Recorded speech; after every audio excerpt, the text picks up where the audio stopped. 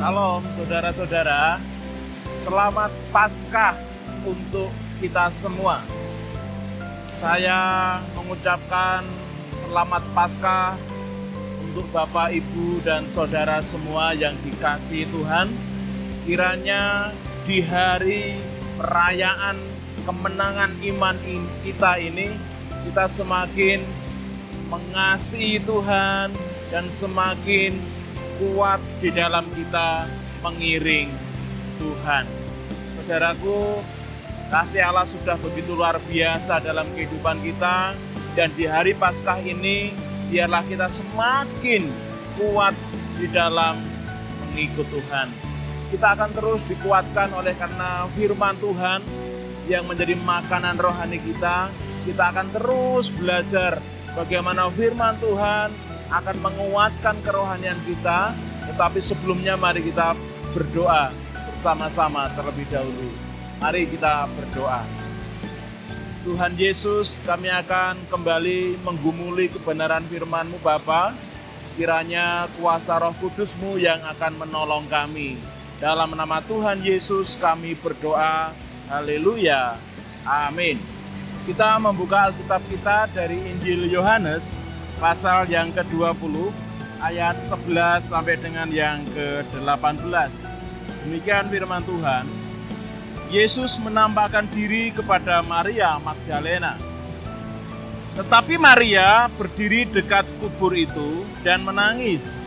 Sambil menangis, ia menjenguk ke dalam kubur itu. Dan tampaklah olehnya dua orang malaikat berpakaian putih, yang seorang duduk di sebelah kepala dan yang lain di sebelah kaki di tempat mayat Yesus terbaring. Kata malaikat-malaikat itu kepadanya, "Ibu, mengapa engkau menangis?" Jawab Maria kepada mereka, "Tuhanku telah diambil orang dan aku tidak tahu di mana ia diletakkan." Sesudah berkata demikian, ia menoleh ke belakang dan melihat Yesus berdiri di situ. Tetapi ia tidak tahu bahwa itu adalah Yesus. Kata Yesus kepadanya, "Ibu, mengapa engkau menangis? Siapakah yang engkau cari?"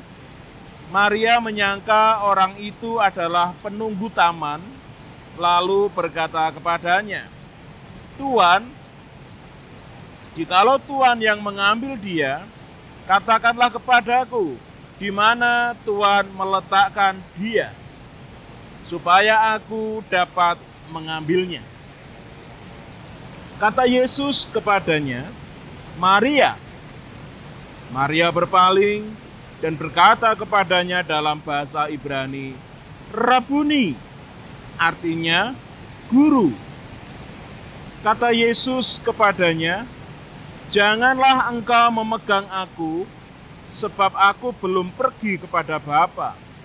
Tetapi pergilah kepada saudara-saudaraku, dan katakanlah kepada mereka bahwa sekarang aku akan pergi kepada Bapakku dan Bapamu, kepada Allahku dan Allahmu." Maria Magdalena pergi dan berkata kepada murid-murid, "Aku telah melihat Tuhan." Dan juga bahwa Dia yang mengatakan hal-hal itu kepadanya. Amin. Saudaraku, demikian jauh pembacaan firman Tuhan. Untuk boleh kita akan bersama-sama menggumulinya, dan kita akan mendapatkan berkat-berkat rohani secara khusus di hari Paskah ini. Biarlah firman Tuhan ini semakin menambah kekuatan di dalam iman percaya kita kepada Tuhan Yesus Kristus. Bapak, Ibu, dan saudaraku yang diberkati Tuhan, saya memberikan tema untuk renungan kita pada kesempatan yang baik ini adalah berpaling kepada Yesus. Sudah diceritakan dengan jelas bagaimana kita tahu kisah bagaimana Tuhan Yesus telah bangkit dari antara orang mati. Kemudian menampakkan diri kepada Maria Magdalena, seorang wanita yang telah mendapatkan anugerah Allah. Bagaimana wanita ini mendapatkan kesempatan orang pertama yang menjumpai Tuhan setelah kebangkitannya. Sangat jelas dikatakan ayat 16, kata Yesus kepadanya, Maria. Sebuah panggilan terhadap Maria, di mana panggilan ini pada akhirnya membuat Maria berpaling ke arah orang yang memanggilnya. Saudaraku, di sana diceritakan dengan jelas bagaimana ketika Maria berpaling ke arah suara yang memanggilnya, pada saat itulah Maria berkata, Rabuni, yang artinya adalah guru. Saudaraku, Rabuni adalah panggilan seorang murid kepada guru, di mana Rabuni ini adalah sebuah panggilan gelar kehormatan untuk guru yang dihargai, untuk guru yang dihormatinya. Jadi kita tahu di sini bahwa ketika Maria berpaling kepada arah sumber suara yang memanggil pribadinya itu, dia langsung mengenal suara siapakah itu, yaitu suara gurunya, Tuhannya, Rabuninya, yaitu Tuhan Yesus Kristus. Mari kita belajar. Ketika seseorang berpaling kepada Yesus, apa yang akan terjadi? Bapak, Ibu, dan saudaraku yang dikasihi Tuhan, yang pertama, dampak ketika orang itu mau berpaling kepada Yesus, maka orang tersebut akan mengalami perubahan dalam hidupnya. Perubahan yang seperti apa? Tentunya adalah perubahan ke arah yang lebih baik. Kita bersama tahu keadaan Maria Magdalena sebelum dia berpaling kepada Yesus. Dia mengalami kesedihan, dia mengalami kebingungan, dia mengalami kekacauan, dia mengalami kesendirian, dia kesepian, saudara. Tetapi semua keadaan yang dialami Maria menjadi sontak berubah seketika ketika dia mendengar suara yang memanggil pribadinya. Dan dia mulai berpaling kepada Yesus. Tidak ada lagi kebingungan, tidak ada lagi ketakutan, tidak ada lagi kesedihan, tidak ada lagi kesendirian. Ketika seseorang mau berpaling kepada Yesus, maka dia akan mengalami seperti apa yang telah dialami oleh Maria. Dia berpaling kepada Yesus, dia mengenal Yesus, dia menyembah Yesus. Disitulah ada ketenangan, disitulah ada damai sejahtera, disitulah ada kebahagiaan, disitulah ada pengharapan. Dulunya Maria yang bingung, mencari-cari di manakah mayat Yesus, siapakah yang menyembunyikannya, siapakah yang mencurinya. Saudaraku, Ketika Maria berpaling kepada Yesus, semua perasaan takutnya, semua perasaan bingungnya, kesedihannya tergantikan dengan kedamaian, keteduhan, kelegaan dalam jiwanya. Dengan demikian, dia sujud menyembah kepada Yesus. Saudaraku saat ini mengalami banyak kebingungan. Saudaraku saat ini engkau banyak mengalami ketakutan. Mungkin juga pada saat ini engkau mengalami yang namanya kesedihan. Saya tidak tahu apa yang membuat panjenengan merasakan semuanya itu. Sebab-sebab apa yang mungkin membuat jenengan merasa sendirian, sedih, bingung, takut. Waktunya sekarang berpalinglah kepada Sang Juru Selamat, Yesus Kristus, maka apa yang panjenengan alami akan diubahkan oleh Tuhan. Keadaan-keadaan yang menyedihkan, keadaan yang membuat Anda menguras air mata, keadaan yang membuat Anda bingung, semua akan berubah menjadi penuh dengan damai sejahtera ketika kita mau berpaling memandang kepada Yesus. Yang kedua, saudaraku, yang terjadi kepada setiap orang yang mau berpaling memandang kepada Yesus adalah Yesus akan berkuasa merubah pola pikirnya. Tuhan Yesus tidak hanya mampu merubah keadaan yang kita alami, tetapi Dia juga berkuasa untuk merubah pola pikir kita menjadi pola pikir yang baru, pola pikir yang akan dikehendaki oleh Allah sendiri, pola pikir yang sesuai dengan pikiran Allah itu sendiri. Kita perhatikan di ayat yang ke-17, saudara. Di sana dikatakan demikian.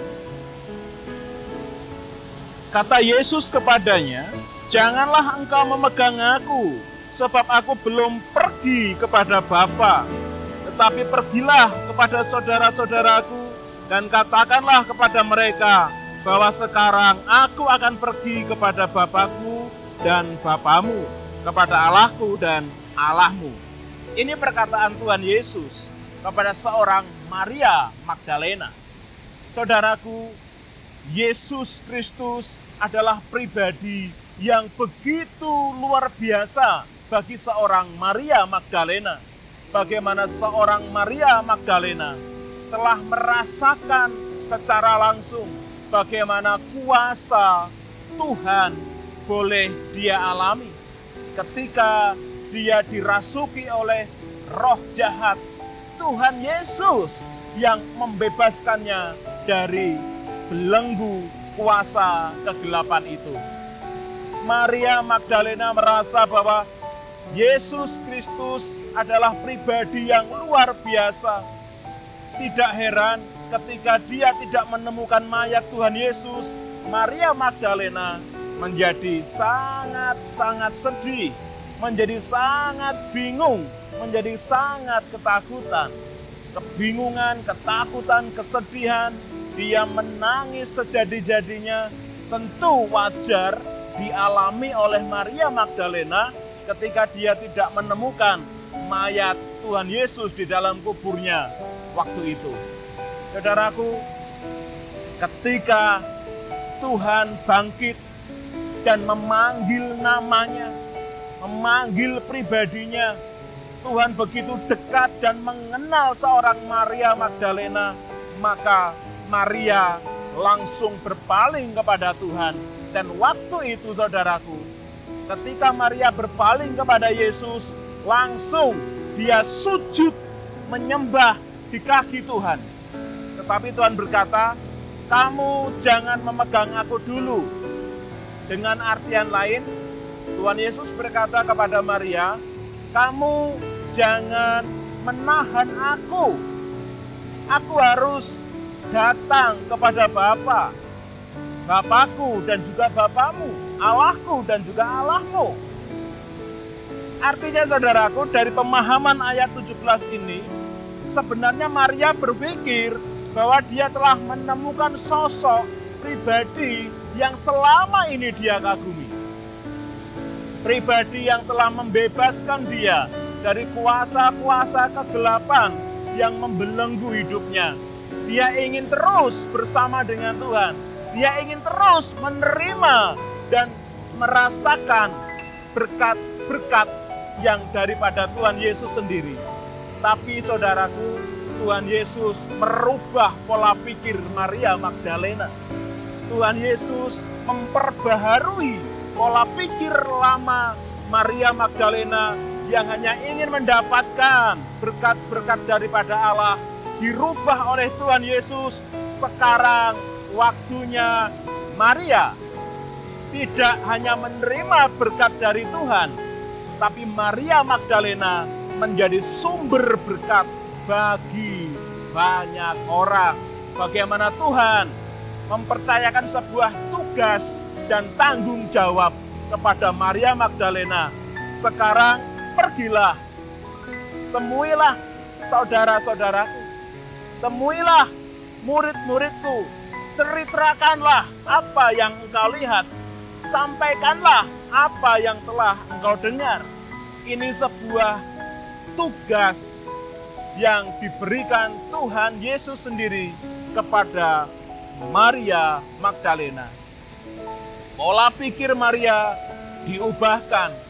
Yang dulu hanya ingin menerima berkat-berkat Tuhan, diubahkan oleh Allah bahwa Maria Magdalena harus menjadi saluran berkat bagi banyak orang. Saudaraku, ini penting untuk kita pahami bahwa bagi setiap orang yang berpaling dan memandang kepada Kristus, merasakan bagaimana jamahan Tuhan, merasakan bagaimana kuasa Tuhan menolong hidupnya, membebaskan hidupnya dari setiap belenggu dosa, sangat-sangat tidak baik selalu memiliki pola pikir lama, hanya krido lumaing asto, atau hanya ingin meminta berkat-berkat dari Tuhan saja. Tetapi sudah waktunya orang yang merasakan dahsyatnya kebaikan Tuhan ini, dahsyatnya kuasa Tuhan ini, mereka harus pergi menjadi berkat, pergi untuk bersaksi, pergi untuk menceritakan karya-karya Yesus Kristus yang agung, bahwa Yesus memang benar-benar mati, Yesus benar-benar punya kuasa, bangkit dari kematian, menang atas maut, sengat maut tidak ada lagi artinya. Yesus telah dipermuliakan, Yesus telah berkuasa mengalahkan maut dan membebaskan setiap orang yang mau percaya kepadanya dari belenggu kuasa dosa. Ini tugas kula lan panjenengan, orang-orang yang sudah menerima berkat Tuhan. Sudah waktunya sekarang, jangan tunda-tunda lagi. Sak menika monggo sami dados saksi kagem kaluhuranipun Allah. Ceritakanlah kedahsyatan Allah kula lan panjenengan, Tuhan Yesus Kristus. Yang ketiga saudaraku, ketika seseorang itu mau berpaling memandang kepada Kristus Yesus Tuhan, yang terjadi adalah Tuhan akan merubah tujuan hidupnya. Bagaimana seorang Maria Magdalena pun telah diubahkan oleh karena kuasa Tuhan, tujuan hidupnya menjadi seorang yang mau melayani Tuhan. Saudaraku, kita bisa lihat itu di ayat yang ke-18. Maria Magdalena pergi dan berkata kepada murid-murid, "Aku telah melihat Tuhan." Dan juga bahwa dia yang mengatakan hal-hal itu kepadanya. Jelas sekali, tujuan Maria yang awalnya ingin menahan Tuhan, supaya Tuhan itu selalu bersama dengan dia, sehingga dia boleh menerima terus berkat dari Tuhan. Waktunya sekarang Maria Magdalena benar-benar tidak menunda-nunda untuk melakukan firman Tuhan, melakukan perkataan Tuhan, melakukan perintah Tuhan. Dia pergi kemudian berkata persis seperti apa yang dikatakan Tuhan Yesus kepadanya. Dia pergi kepada murid-murid dan mengatakan, "Aku telah melihat Tuhan." Tujuan hidup Maria adalah untuk melayani Tuhan. Yang dulu dia ingin dilayani Tuhan, sekarang dia membuka hatinya, hidupnya untuk melayani Tuhan. Bapak, Ibu, dan saudaraku yang dikasihi Tuhan, jika saat ini kita diberikan kesempatan Tuhan merayakan Paskah di tahun yang ke-2021, meskipun kita dalam suasana pandemi, tetapi kita terus merasakan berkat dan kasih Allah begitu nyata dalam kehidupan kita. Kebaikan-kebaikan Tuhan yang telah kita rasakan itu seharusnya mampu menjadikan kita seorang pribadi yang memiliki tujuan hidup, bahwa hidup ini untuk melayani Tuhan. Hidup ini harus jadi berkat bagi orang lain untuk kemuliaan Tuhan. Selama Tuhan masih memberikan kesempatan kita, memberikan kekuatan kepada kita untuk melayaninya, mari kita melayani Tuhan dengan segenap hati kita, dengan penuh rasa hormat dan takut akan Tuhan. Saudaraku, melayani Tuhan adalah hal yang terbaik yang dapat kita lakukan sebagai wujud syukur kita di dalam kita mengikut Tuhan Yesus Kristus. Sebelum semuanya benar-benar terlambat, saudaraku, mari pergunakan waktumu dengan bijaksana. Pergunakan waktumu dengan sebaik mungkin. Ada waktu untuk bekerja, ada waktu untuk keluarga, tetapi juga ada waktu untuk melayani Tuhan. Saudara-saudara, seperti pujian yang sering kita nyanyikan di dalam gereja, hidup ini adalah kesempatan. Hidup ini harus menjadi berkat untuk kemuliaan Tuhan. Tuhan Yesus memberkati kita semua. Amin.